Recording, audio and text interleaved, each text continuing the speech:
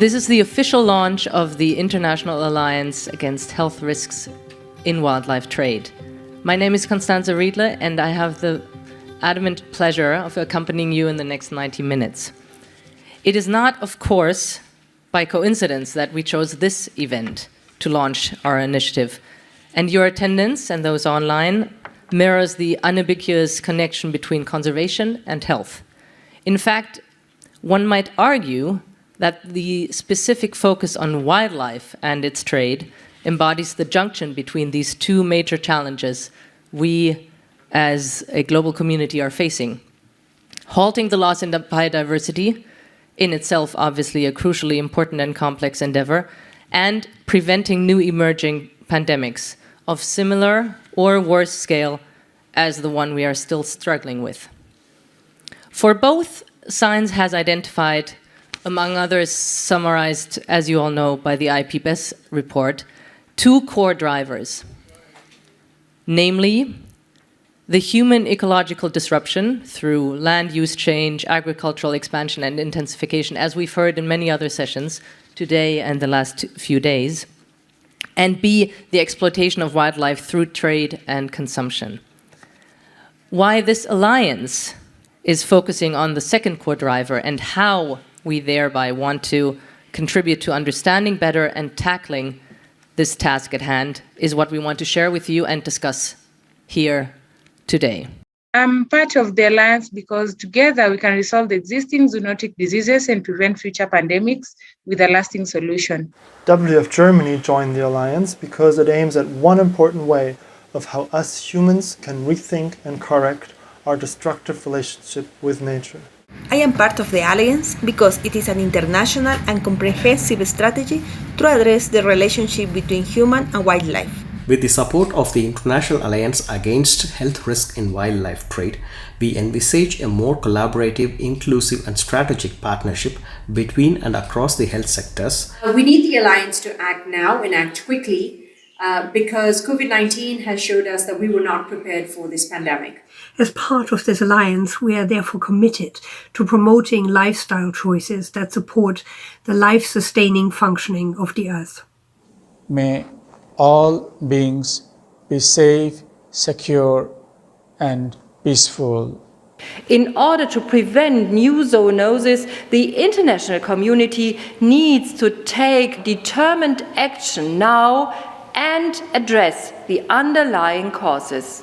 We need to look at the interactions between human, animal, and environmental health, and we need to consider our way of handling wildlife and domestic animal in general. Germany is providing 8.5 million euros to support the alliance. We want it to become a global, interdisciplinary, independent, multi-stakeholder platform with its own work program and activities. The International Alliance Against the Health Risk in Wildlife Trade is an important and timely initiative which brings together diverse actors from government, non-governmental organizations, civil society, academia and the private sector to jointly identify and address critical control points for both health and biodiversity conservation. As IUCN, we want to engage in this international alliance. Concretely speaking, we plan to bring to the alliance not only our expertise, but also our unique capacity to foster discourse towards setting standards and regulation. I'm absolutely delighted to have been offered the chance to symbolically cut the ribbon, launch the alliance. The science is clear. Wildlife harbor potential pathogens, and this constitutes a well-described hazard. Bats, rodents, and primates in particular constitute the biggest hazard, but others cannot be deemed non-hazardous. The risk of spillover increases at the interface of human interactions with wildlife. It is evident that the time to act is now. We are in a situation where human activities have broken down natural zoonotic disease barriers and exposed the world to greater infectious disease risk. A second important interface is at the wildlife trading sites, such as in the Wuhan market. They are vast industrialized centers cramming thousands of live animals from hundreds of species alongside thousands of domestic animals. This is very much in alignment with the scope and focus of the Alliance, which includes emphasis on a number of elements relevant to the interface between wildlife and human health, a focus on preventing future pandemics through precautionary measures becomes hugely relevant.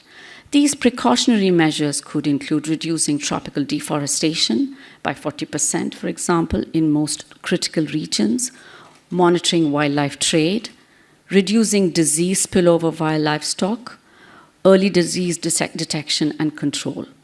Annual costs of preventing future pandemics are tiny compared to the costs of the COVID-19 crisis. Within this overall context, the Alliance has clear and relevant objectives that are currently being finalized. The Alliance fills a very important niche in offering a truly interdisciplinary, that is bridging biodiversity and health issues with a focus on wildlife, international and inclusive space for dialogue, exchange, and partnerships. As an international platform for exchange and collaboration, the Alliance has a critically important role to play in preventing the next pandemic. I'm really happy from the side of the Ministry of Environment that our initial idea we had last year between the two ministries in Germany got so much positive response from other countries, from NGOs, from stakeholders.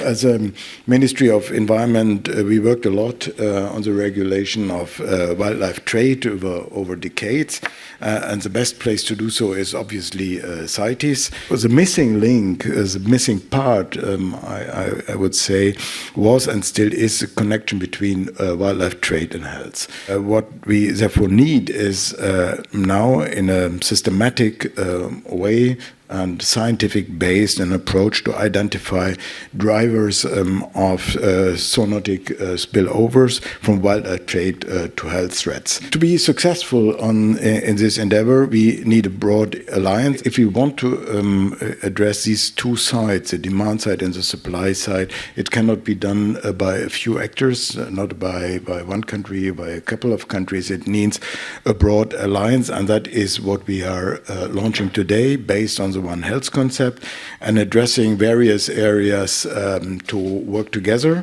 animal and human health, obviously, nutrition, nature conservation, and finally development. And I really hope that this will be the kick-off of a wonderful success story. I especially wish to congratulate the government of Germany and GIZ for creating this important initiative. I am personally thrilled to be one of the first members of the Alliance. The Alliance is a testament that we can successfully tackle the health risks associated with wildlife trade only with a truly global and inclusive approach. Surely we must double our efforts so we can reach the finish line of this ongoing global health crisis sooner rather than later.